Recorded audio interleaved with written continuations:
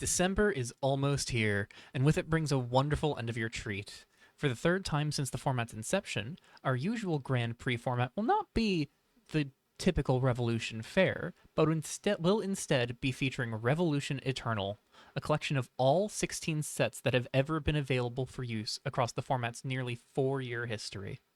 Though many folks seasoned with this format have plenty of fun directions to choose from, I've seen a lot of concern about there being so much to go over with such an unknown field. With all of that to go over and with so many things to break down, I think the best way to tackle this in a timely manner is to split this conversation up across multiple videos to give you the best idea of what to get into. Starting us off with this little Guide to Eternal series, I'm going to be going over every set in the current pool of cards, talking about what they bring to the table in a general sense to help provide the baseline for what to expect. In our second part, I'll start to break down what some of the solid candidates are for different core archetypes I expect to see perform well in the format. Before we fully dive in, I want to communicate my expectations for Eternal up front, as they will bias the conversation around these sets. Many players are looking at aggro and combo decks for this environment, as the tools available are a motley of the best the format's ever seen, and the available directions are countless. While slower mid-range and even control decks are certainly viable candidates, a lot of the mechanics I talk about here will be discussed with that bias towards faster play and shorter games in mind. Finally, as always, you can join the conversation in the Custom Magic Discord found in the description below, and look up any of the cards in the format using the link to Revolution's custom card search engine, Manifesto. Remember to use the is:"rotated" keyword when searching on Manifesto to look at all sets in the format rather than just the 6 currently in rotation. Starting us off, Vastuum brings with it a fair few colorless synergies between colorless mana costs in spells like Aether Conductor and the Source, as well as the ability to waste the lands you control, converting your colored sources into colorless sources with no abilities in exchange for generating some value or possibly even getting to push mana efficiency. There are also 2 mechanics in the set that help when pushing pressure, though many of the creatures that use dash to come in with haste and play into recasting synergies don't seem particularly tuned for a higher power environment. Journey is a more appealing aggro and tempo piece to the puzzle to keep card flow up, but once again, the power of the cards that use this mechanic may be a liability for its presence in Eternal. There are also a few -1/-1 counter synergies kicking around, but I'm not so sure they're all that good here. Secrets of the River City provides a solid few aggressive pieces to the puzzle as well in Disturb the Peace and Accomplice, the former having some solid rewards for casting spells on the opponent's turn or damaging an opponent in combat, while the latter has a few solid creatures that provide utility while summoning sick if you're able to attack with other creatures. Investigate is also a classically solid mechanic, and there's plenty of artifact synergies in the format to play around with, though in this case, there aren't too many cards that investigate, which I'd be overly keen on playing in a lower cost setting. River City's other big mechanic, Undercover, is the one I'm least keen on here. It's a morph variant where the face-down card exiles when the creature dies to let you play it later from exile, but it's just a tad too long game dependent for an environment that I suspect will just be too fast for most value-oriented mechanics. Monsters of Chikyu has only 2 keyworded mechanics to my knowledge. Vanguard, which rewards you for attacking with a single creature, and whose card pool isn't too promising beyond 1 or 2 debatably interesting options, and Experience, which has far more merit. There are 9 creatures with Experience that sit at the 2 mana slot, with an additional 2 that only cost 1 mana.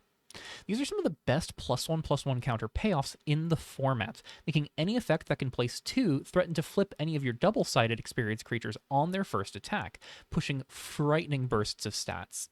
Even when it was undersupported by the card pool in active rotation, Experience had its claws. And I think it's worthwhile to know many of these low-cost aggro creatures, regardless of if you intend to play them yourself. Kutali is another set that has a particularly standout mechanic for Eternal viability shining over the rest. Invoke offers some added value from the graveyard for your spells after they've been played, milled, discarded, or somehow otherwise sent to your bin. It offers some interesting puzzles for graveyard decks, letting you get additional value when you mill your cards, are forced to discard them. Anything that gets these into your bin is good, but importantly, some of the best Invoke cards are also just solid on their front side. The set's other two mechanics, Unite and Master, have similar problems to other mechanics I've mentioned under performers, with Unite being an aggressive tool with similar synergies as Accomplice, but lacking any truly standout cards, and the Master of Creatures mostly asking you to put mediocre cards in your deck to generate some extra value. I think Hutalia truly shines best with its individual non-mechanic cards, though, featuring some solid 3-color synergies for the wedge pairings, a card I'd go so far as to describe as the best tutor in the format, and one of the better land cycles we've got, even if we only have the enemy pairings. But we'll get into that a bit later. Grieve the Quaking City is another set whose mechanics aren't overly stellar for a faster environment, which is rather unfortunate, as it has some powerhouses for longer games, thanks to Coalesce being another flashback variant that puts stats on the board, and Reverent playing well with many bigger angels and demons floating around the set pool. The set's third mechanic, Propagate, seemed appealing on my first pass as a way for your cheaper Eldrazi to come in while making spawns to riff on their mana, but it's another case of a decent mechanic being really held back by cards that don't look up to the format's speed. Where there are Eldrazi, though, there are some obscene Titans to cheat into play. If you're looking to get properly scammy, keep your eyes on Azumoth, because we'll go over some ways to sneak this beast on the board in the second parts of this guide. Svergard brings with it some rather generous artifact token efficiency in glyph tokens, a few sagas with debatable viability, a couple decent raid cards, and also the Glory mechanic, another DFC mechanic that this time gives your creature some added value if they die while attacking, though Glory in particular doesn't look to have any cards that are really notable for this format. Ultimately, though, this is another case of mechanics not being as important as the non-keyworded cards in the set. Svergard has some of the strongest burn and fastest ramp effects in the format. And if you are looking to take advantage of either of those strategies, Svergard's a set you'll be using a lot of. The first set that brought a rotation with it, Viridian's Last Mission brought along Evil Plan to provide ramp decks a means of paying off their acceleration by getting a bunch of spells at once, as well as endgame to yield additional value in the late game if you can get 8 tapped permanents, especially quickly. There's also some nightmare themes and a handful of equipment synergies with gadget tokens that can confer keywords, sometimes of your choosing. Honestly, though, the biggest gain here is with combo decks, as Viridian's Last Mission had a fair selection of cards that evoked old Storm decks by counting the number of spells you cast in a turn, making it a promising collection of cards for any of you combo players out there. I think Karsus's mechanics are definitely worth knowing and having on your mind, whether you're deck building or running up against them. I'd contend that Crystallize is the most powerful mechanic the format has ever seen, letting you make a bunch of treasures or scale your board, whichever snowballs you harder. I think Rifts are also really potent, giving you some solid sorcery speed-like effects that can be reused by either tapping your summoning sick creatures, sometimes just tapping creatures you already had in play, or most notably by flickering your enchantments to reuse their effects. Finally, Reflect cards are yet another graveyard-centric value mechanic, and while that set of cards is maybe the least potent of the 3 mechanic-based sets in Karsus, I think there are still some solid hitters in the Reflect cards. When going through each set to pick out cards that I felt could be viable for Eternal, Karsus had the single widest selection of cards to choose from, and I ended up finding 85 different cards that I had picked out as worth keeping an eye on. Karslov also has a really solid selection of potent hitters, from Persist introducing another combo angle to the format, a few potent campaigns giving you some good aggressive value while also just pushing some solid ETB effects for flickering enchantments, and a complex evasion mechanic in the tunnels allowing you to split up your opponent's blockers to improve your lines. There's also a split card mechanic in Maneuver, another value mechanic that lets you recast your split card a second time from exile if it was first cast from your hand. All 4 of these mechanics bring some relevant pieces to the table, but much like with Festoom, there's also a -1/-1 counter theme that, again, sadly seems a little lacking.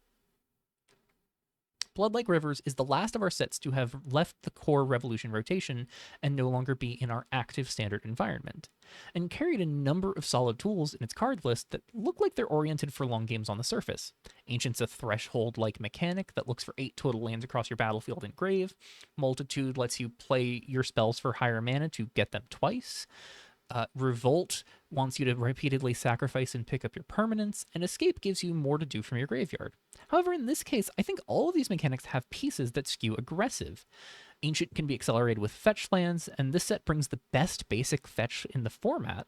Multitude is often on cheaper cards, meaning they provide early plays for slower decks, and sometimes even aggressive ones, while also offering late game value. And both Revolt and Escape have a couple decent aggressive pieces that can help you with pushing damage. PLR has some of the better tools to support the curve for slower decks, but also some properly fast aggro tools. We've arrived at last to the current Revolution rotation.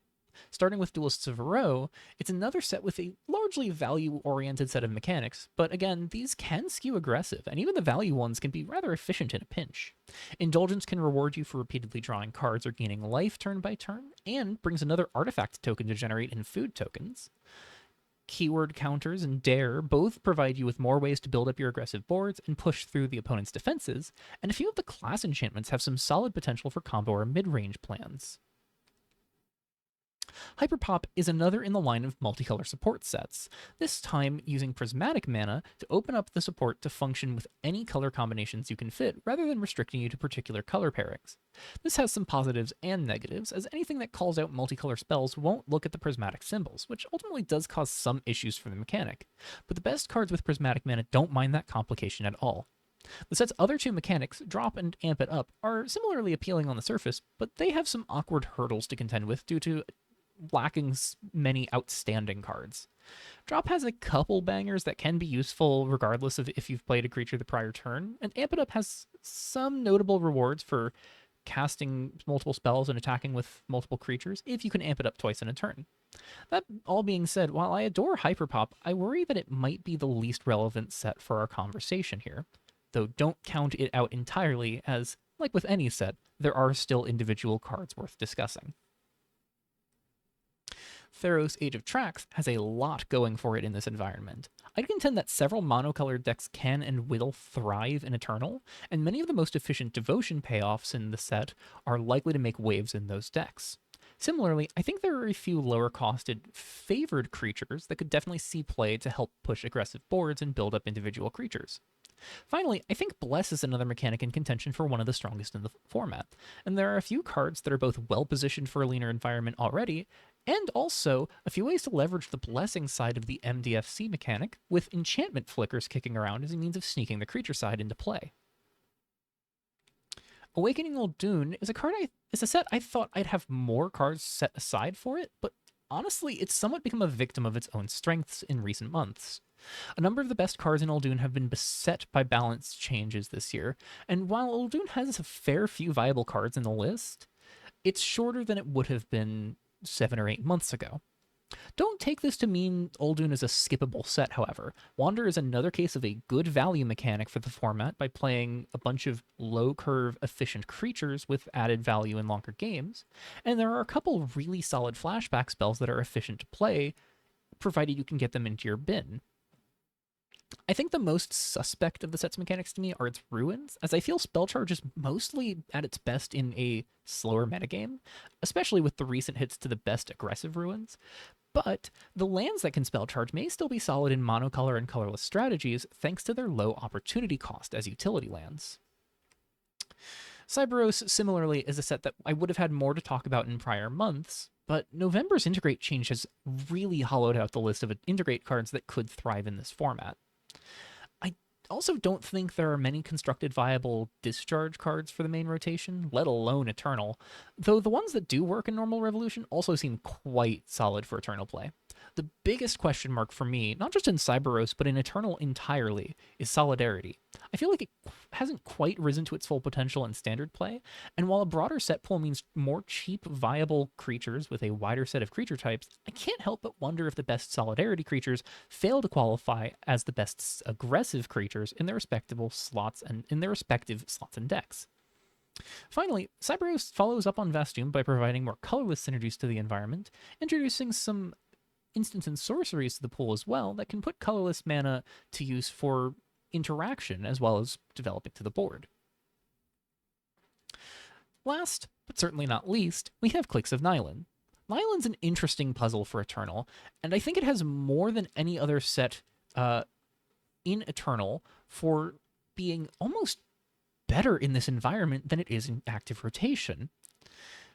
Approval is a mechanic that hasn't seen too much success so far in the format, but has a couple pieces with some potential that could thrive should there be enough going on for decks with a higher count of colors. Pledge might be a tad priced out of this faster format, as the 4-mana activation of cliques are a far less reliable option in this environment, though some decks might appreciate more ways to make enchantments or appreciate the value that particular cliques can generate with treasures or minion tokens. And most importantly, in my eyes, there are a few policies that seem primed to perform with this wider set pool and more options that can enable their requirements. Before we wrap up our discussion about the mechanical landscape of the format, we should talk about the biggest thing to keep in mind when looking at deck building: your mana base. We'll group the important lands into 3 categories, starting with our dual lands.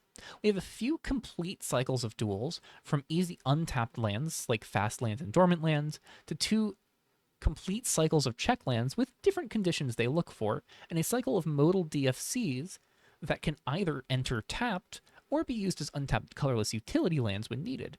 Additionally, there's a cycle of allied pair lands from Vastoom that enter untapped and waste a land you control.